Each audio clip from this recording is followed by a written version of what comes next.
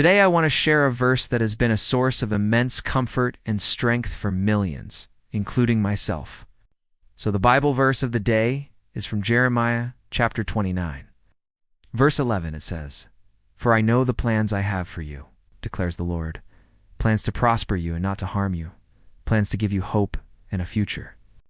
Let's just let that sink in for a moment. I know the plans I have for you. How incredible is that? This isn't just a hopeful suggestion. It's a powerful declaration from God Himself. In a world that often feels chaotic and unpredictable, where our own plans can get turned upside down in an instant, this verse is a solid rock to stand on. It's a divine promise that our lives are not a series of random accidents. There is a grand, loving design at work. To truly appreciate the power of this verse, it helps to understand its context.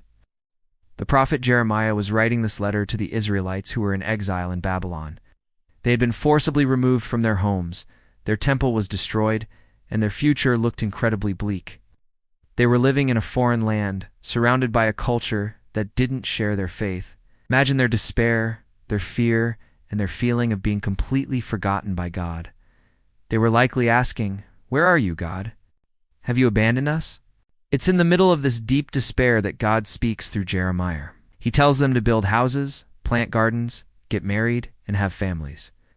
He tells them to pray for the peace and prosperity of the very city that held them captive. This must have sounded completely counterintuitive. They probably wanted to fight back or just give up.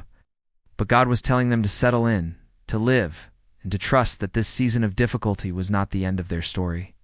Then comes verse 11, this beacon of light in their darkness.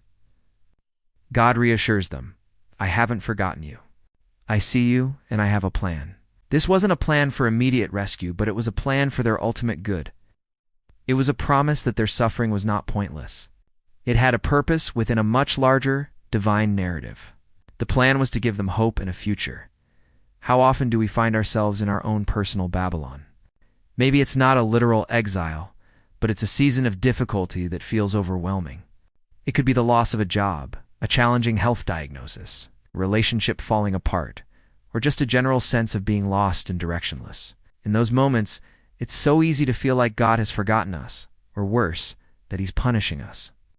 We look at our circumstances and think, this can't be part of a good plan. This is where faith comes in. Jeremiah 29-11 calls us to lift our eyes beyond our immediate situation and trust in the character of the planner. The verse says the plans are to prosper you and not to harm you. The original Hebrew word for prosper here is shalom. We often translate shalom as peace, but it's so much more than that.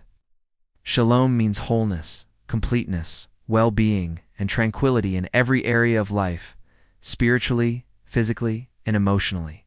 So, God's plan isn't necessarily about making us wealthy or famous in the worldly sense. It's about bringing us to a state of shalom, of complete peace and wholeness in Him. Sometimes, the path to that wholeness involves walking through difficult valleys.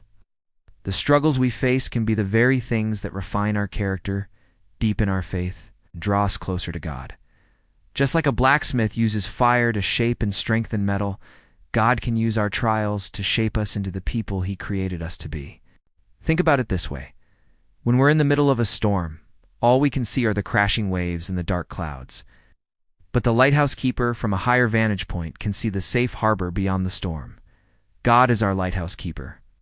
He sees the bigger picture. He knows the way through the storm, even when we don't. His plan is not to let us drown in the waves, but to guide us safely to the shore. This verse also reminds us that His plans are to give us hope and a future. Hope is not just wishful thinking. Biblical hope is a confident expectation in God's promises. It's the anchor for our soul, as the book of Hebrews says. It's what keeps us from being tossed about by the waves of doubt and fear. Even when everything around us says give up, hope whispers, God is still at work. The story isn't over yet. And what about the future? This promise of a future is a powerful reminder that our present circumstances are not our final destination. For the Israelites in Babylon, the promise was a literal return to their homeland after 70 years. For us, it's the assurance of an eternal future with God, but it's also a promise for our lives here on earth. It's a promise that there are still good things in store, new chapters to be written, and purposes to be fulfilled.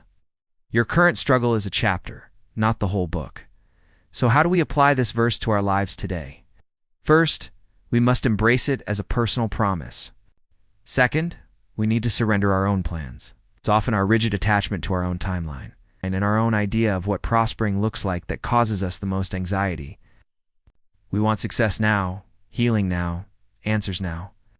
But God's timing is perfect. Surrendering means trusting that His plan is better than our own, even when it doesn't make sense to us. It means saying, God, not my will, but yours be done. Third, we must actively participate in His plan. Remember, God told the Israelites to build, plant, and pray right where they were. He didn't tell them to just sit and wait. Likewise, we are called to be faithful in the here and now. Do the next right thing. Be a good student, a diligent employee, a loving parent, a kind neighbor. Live with integrity and purpose in your current situation, trusting that God is weaving your faithfulness into His grand design. Pray for the shalom of the world around you. Finally, hold on to hope. Let it be the truth that recalibrates your perspective when circumstances try to pull you down. Remind yourself that the God who created the universe has a specific, good, and hopeful plan for your life. This promise doesn't mean we won't face hardship. Doesn't mean we won't experience pain or disappointment. Jesus Himself told us that in this world we would have trouble. But what Jeremiah 29:11 does promise is that our troubles are not the final word. God's purpose will prevail. His love is constant, and His plans for you are rooted in that love, plans for your ultimate good, for a life filled with His peace, and for a future overflowing with hope. Whatever you're facing today, whether it's a mountain or a molehill, I pray that you would find immense comfort in this promise. Know that you are seen, you are known, and you are deeply loved by a God who is actively working all things together for your good. His plan for you is unfolding, and it is a beautiful one. Thank you so much for spending this time with me. I hope this message encouraged you. If it did, please consider liking the video and subscribing to the channel for more content like this. It really helps us reach more people who might need to hear a message of hope. Leave a comment below and share how this verse has impacted your own life. I love reading your stories. Till next time, take care and God bless.